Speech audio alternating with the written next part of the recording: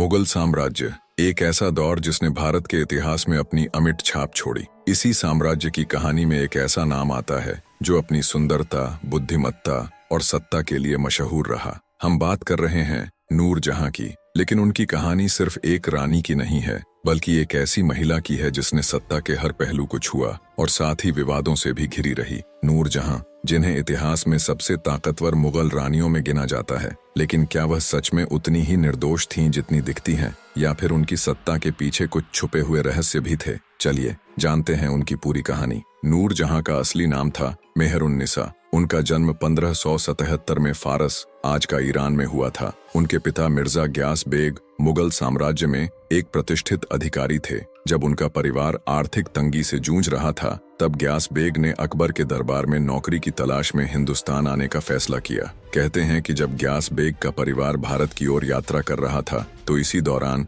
मेहरुन्निसा का जन्म हुआ। उनकी किस्मत ने तब करवट ली जब उनके पिता को अकबर के दरबार में एक ऊंचा पद मिला। धीरे धीरे यह परिवार मुगल साम्राज्य में अपनी पहचान बनाने लगा। 1607 में मेहरुन्निसा की शादी एक अफगानी नोबलमैन अली कुली खान से हुई, जिन्हें शेर अफगान के नाम से जाना जाता था। लेकिन यह शादी ज्यादा समय तक नहीं चली। कुछ साल बाद शेर अफगान की रहस्यमय परिस्थितियों में मौत हो गई। उनकी मौत को लेकर कई विवादित बातें कही जाती हैं। कहा जाता है कि जहांगीर पहले से ही मेहरुन्निसा पर मोहित थे। शेर अफगान की मौत के बाद उन्होंने मेहरुन्निसा से विवाह कर लिया और उन्हें नया नाम दिया गया, नूरजहां, यानी रोशनी की मलिका। ये विवाह न केवल प्रेम की वजह से चर्चा में रहा, बल्कि सत्ता के समीकरण भी इससे बदल गए। नूरजहां के विवाह के बाद मुगल दरबार में उनका प्रभाव बढ़ने लगा। जहांगीर के कमजोर स्वास्थ्य के कारण उन्होंने कई महत्वपूर्ण फैसले लिए, लेकिन सवाल यह उठता है कि क्या वह वाकई एक कुशल प्रशासक थीं या सिर्फ सत्ता की भूखी महिला थीं?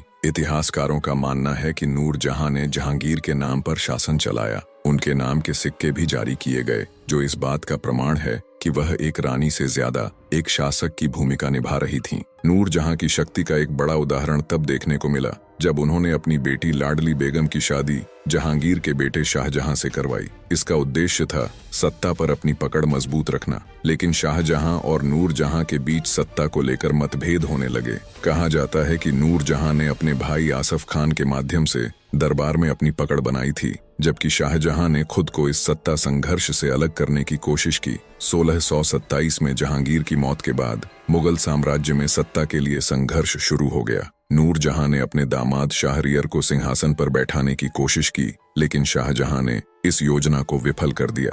जहांगीर की मौत के बाद नूरजहां की सत्ता खत्म हो गई और उन्हें शाही राजनीति से दूर कर दिया गया। बाकी जीवन उन्होंने लाहौर में गुमनामी में बिताया। नूरजहां भले ही विवादों से घिरी रहीं, लेकिन उन्होंने मुगल कला, संस्कृति और वास्तुकला में महत्वपूर्ण योगदान दिया। उनकी देखरेख में कई खूबसूरत इमारतें बनी, जिनमें उनके पिता एतमाद उद दौला का मकबरा प्रमुख है। इतिहास में नूरजहां का नाम एक ताकतवर, बुद्धिमान लेकिन विवादित महिला के रूप में याद किया जाता है। वह केवल एक रानी नहीं थीं, बल्कि एक ऐसी महिला थीं जिन्होंने उस दौर में अपनी पहचान बनाई जब महिलाओं को सत्ता में कोई जगह नहीं मिलती थी। तो नूरजहां की कहानी हमें क्या सिखाती है? ये कहानी है प्रेम, सत्ता, राजनीति और विवादों की। ये दिखाती है कि किस तरह एक महिला ने अपने समय की परंपराओं को तोड़ते हुए इतिहास में अपनी जगह बनाई। आप नूरजहां के बारे में क्या सोचते हैं? क्या वह एक कुशल प्रशासक थीं या सिर्फ एक सत्ता की भूखी महिला? अपनी राय हमें कमेंट्स में जरूर बताएं। हमारे YouTube चैनल को सब्सक्राइब करें ऐसी और वीडियो देखने के लिए।